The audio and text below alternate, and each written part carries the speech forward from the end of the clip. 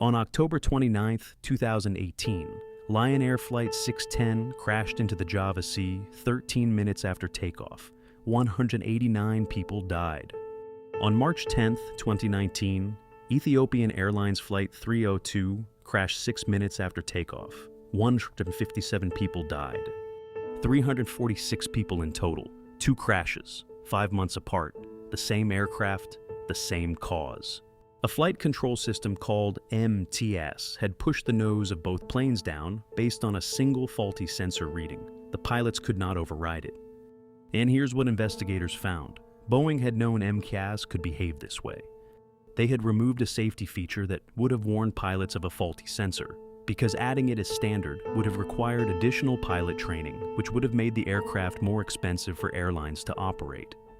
The safety feature was available as a paid upgrade. Lion Air had not purchased it, neither had Ethiopian Airlines. To understand how this happened, you need to understand the competitive pressure Boeing was under in 2011. Airbus announced a fuel-efficient update to its best-selling narrow-body aircraft and immediately began securing orders from airlines that had traditionally favored Boeing. Boeing's response was to update its own 737 rather than design a new plane from scratch. Designing a new aircraft takes approximately 10 years and costs tens of billions of dollars. Updating an existing airframe is faster and cheaper. The problem was the 737's age. The original design dated to 1967. Its engines sat low to the ground, which made sense in 1967 but created aerodynamic problems when fitted with the larger, more fuel-efficient engines needed to compete with Airbus. Boeing's solution was to move the engines forward and upward on the wing, and that changed the aircraft's aerodynamic characteristics. Under certain conditions, high angle of attack, low speed, the new engine position caused the nose to pitch upward unexpectedly. MCAS was designed to correct this. It would automatically push the nose down when sensors detected an excessive nose-up angle. The system was controlled by a single sensor.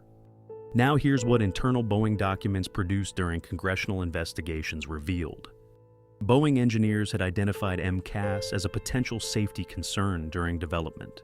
A safety analysis submitted to the FAA assessed MCAS as a hazardous failure condition, meaning a malfunction could cause serious or fatal injuries.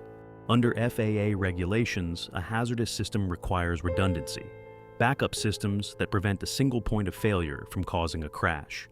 MCAS relied on a single angle of attack sensor. There was no redundancy. Boeing's safety analysis also underestimated how aggressively MCAS would move the control surfaces.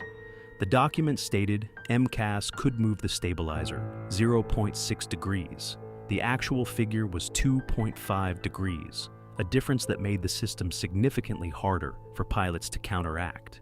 Whether that was an error or a deliberate misrepresentation has been the subject of ongoing investigation. And here's what you need to know about what Boeing employees were saying internally in 2016, 2 years before the first crash. One engineer wrote, "This airplane is designed by clowns who are in turn supervised by monkeys." Another message discussed whether to disclose MCAS to pilots, noting, "I don't want to be the one who tells my family I chose to work on a program that killed someone." Those messages were discovered by investigators after the crashes.